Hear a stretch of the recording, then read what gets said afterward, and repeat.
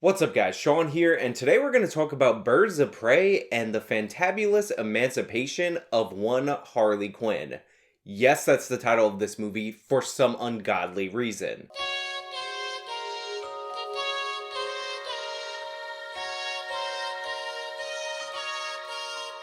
So I actually went to go see this movie, midnight showing, Friday night, Valentine's Day. I took a lady with me because I wanted her to feel empowered, and I knew I had to make this video when 20 minutes into the movie, the person that I had taken with me leaned over and said, "Sean, man bad." And yes, if you are going to distill this movie into a message and then repeat it 600 times, that message would be that man or men are bad. Now, I got a lot of heat on my previous video on Birds of Prey. A lot of people took offense that I was critiquing a movie without actually going out to see it, which was weird because I specifically said in that video that that wasn't a critique of the movie, it wasn't a review of the movie. I was specifically talking about the marketing, but for those of you who wanted my thoughts on the movie, here they are. Now, this movie is just not good. If at the 20-minute mark of a movie, somebody who doesn't follow politics, who doesn't follow what's going on in the media is going to lean over and tell me man bad as a joke about what she's seeing on screen, you know that the messaging of this movie was incredibly ham-fisted. Every single female character in this movie has basically the same story. They're hyper competent, they're the best of the best, but if not for that one man holding them down, or the group of men holding them down, or the patriarchy holding them down, they would be way higher than the position that they're currently at. And this is literally every single character in the movie. Like, did you know that Harley Quinn was actually the real mastermind behind the Joker? And the Joker just took all the credit for everything Harley Quinn did because the Joker's a man and that's what men do? Did you know that Rosie Perez's character, Detective Montoya, is the best detective, bar none, in the history of the world? In fact, Rosie Perez's character actually has detective mode equipped to her body like Batman from Arkham Asylum, yet she can't get a promotion because stupid, incompetent, evil men keep taking her promotions. Black Canary, who's actually played by Jussie Smollett's sister, turns out to be the daughter of the original Black Canary who of course was killed while she was working with the Gotham Police, because the Gotham Police is full of a bunch of incompetent men. In fact, it is outright stated in the movie that had Rosie Perez been the person watching the original Black Canary, she would still be alive in universe because men are incompetent, men bad, men do everything wrong. Now, I'm sure you've heard a lot of these criticisms about the feminism being so heavy-handed in a lot of the YouTube reviews of Birds of Prey that you might have seen before watching this video, but one of the things that people don't seem to talk about enough about this movie is that it is literally the all-female version of Deadpool.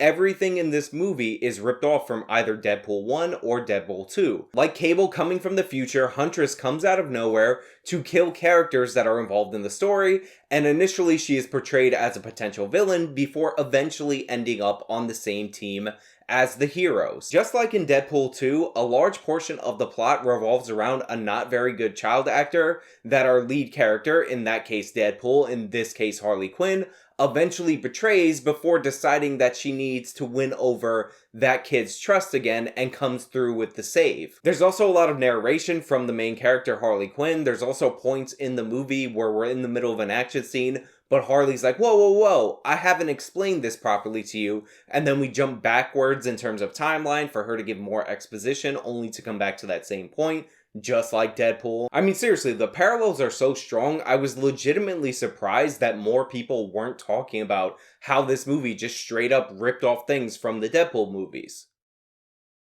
Now, as far as the comedy of the movie, it really fell flat for me, and I know humor is subjective, but I was in a theater that was reasonably crowded, and there weren't a lot of laughs in the theater. The movie maybe got one chuckle out of me intentionally, however, there were points in the movie that I was laughing out loud that were definitely not supposed to be funny. Which brings us to the most unintentionally hilarious part about this movie, which is the action sequences. Now, I know that there is a trend going around on the internet where a lot of people are becoming hypercritical of 110-pound women overpowering 200-pound dudes in movies. And I understand why that trend is a little bit ridiculous in movies that are specifically trying to depict realistic action sequences. However, I don't think this really fits for anything DC or Marvel, which is why whenever I go into anything DC or Marvel, I operate under the assumption that through training, even a normal unpowered person can achieve feats that are impossible for a normal human in the real world. Now, I understand that some of you are going to say that you disagree with me on that, but there's no way that you could be watching the same Batman movies that I'm watching, seeing the beatings that this man is taking, and not be operating under that same assumption while watching stuff in the DC universe. Same is true for Marvel. I love Daredevil on Netflix as much as anyone, but Matt Murdock has no superpowers other than the heightened senses. So if you're watching this man get beaten over and over again for 13 episodes straight for 3 seasons in a row, plus that crappy Defender series, there's no way that you can watch that and think that his ability to recover is somehow within the normal confines of what's humanly possible. But even with that caveat, that I'm willing to suspend some level of disbelief in order for the universe's rules to consistently work on screen, there is a limit to how much disbelief I'm willing to suspend. And that limit gets far exceeded by this movie because they have an actress in this movie who physically looks too old to be performing the actions that she's doing on screen. And yes, I'm talking about Detective Montoya, who's played by 55-year-old Rosie Perez. I was laughing so hard at the Rosie Perez action sequences that I legitimately thought I might get kicked out of the theater. There's a sequence where she's chasing Harley Quinn through the streets of Gotham, and Harley Quinn's doing all this crazy acrobatics, going up buildings, through fire escapes to get away from Rosie Perez.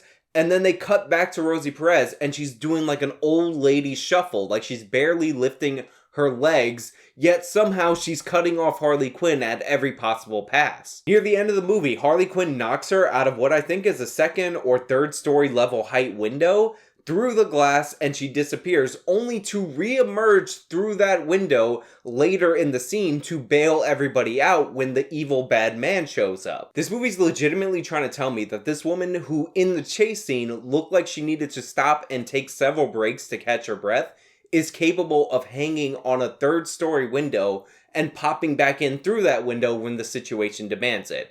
That's ridiculous. Now look, you might be able to look past all the issues that I mentioned, and you might actually enjoy this movie, and honestly, if you enjoy this movie, I don't begrudge you for enjoying it. For me, I just needed a couple of things. Something interesting, something distinct, something new, something compelling, and I might move over to that camp as well.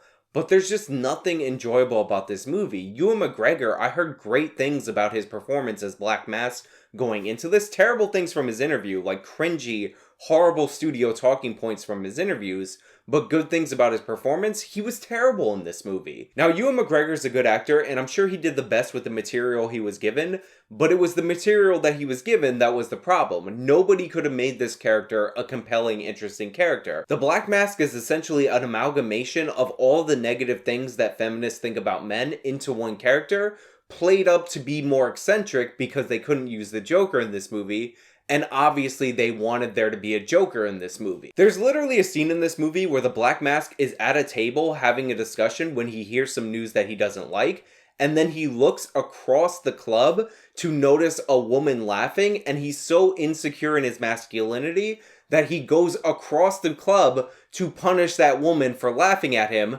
because obviously women have been laughing at him his whole life, and he doesn't put up with that because he's a man. Near the end of the movie, when they have the birds of prey surrounded in this one building, he gets up on a car and gives a speech, and instead of giving a speech, to the crime gang that he runs, he starts off the speech by saying, "Men of Gotham, this is our time to reign supreme.